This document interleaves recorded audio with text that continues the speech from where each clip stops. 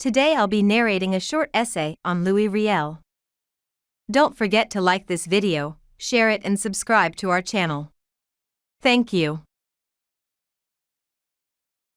Louis Riel is a central figure in Canadian history, who is remembered for his role as a political leader, religious leader, and resistance fighter.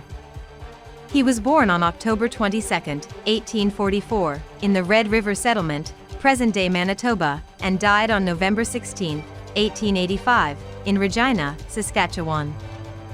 Throughout his life, Riel fought for the rights and freedoms of the Métis people, a distinct Indigenous group that emerged from the mixture of Indigenous and French-Canadian cultures in what is now Western Canada. He is widely considered to be a hero by the Métis and Indigenous people, but is also remembered as a traitor by many English-speaking Canadians. Riel's early years were marked by a strong commitment to his faith and community. He was educated in Montreal, where he studied to become a priest, but eventually abandoned his studies and returned to the Red River Settlement in 1868. By this time, the Canadian government had acquired the territory from the Hudson's Bay Company and was in the process of negotiating the transfer of the region to Canadian control. Riel was concerned that the Métis would be marginalized and oppressed under Canadian rule, and he took up the cause of protecting their rights and freedoms. In 1869, Riel led a group of Métis in a resistance movement against the Canadian government's attempts to assert control over the Red River Settlement. This movement, known as the Red River Resistance, resulted in the establishment of a provisional government that was recognized by the Canadian government. Riel was elected as the president of this government and played a key role in negotiating the terms of Manitoba's entry into Confederation as a province of Canada.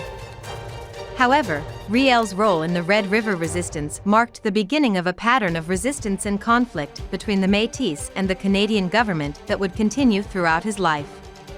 In 1884, Riel was involved in another resistance movement, this time in what is now Saskatchewan, in response to the Canadian government's efforts to assert control over the territory. This movement, known as the Northwest Rebellion, resulted in a military conflict that ended with the defeat of the Métis and the capture of Riel.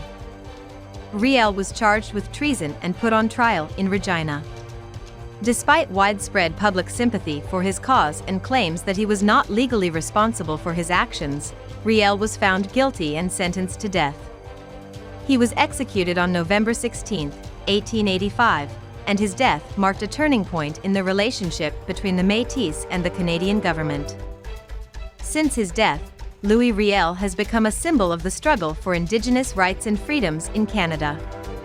He is remembered by many as a hero who fought for the rights and freedoms of his people and a martyr who died for his cause. However, he is also remembered by others as a traitor who rebelled against the Canadian government and threatened the stability of the country. The legacy of Louis Riel continues to shape the political and cultural landscape of Canada. He is a central figure in the Métis cultural identity and is widely celebrated as a hero and leader by Métis and Indigenous people. At the same time, his legacy is a source of division and debate, with some English-speaking Canadians continuing to view him as a traitor who threatened the stability and unity of the country. In order to fully understand the legacy of Louis Riel, it is important to examine the historical context in which he lived and the events that shaped his life.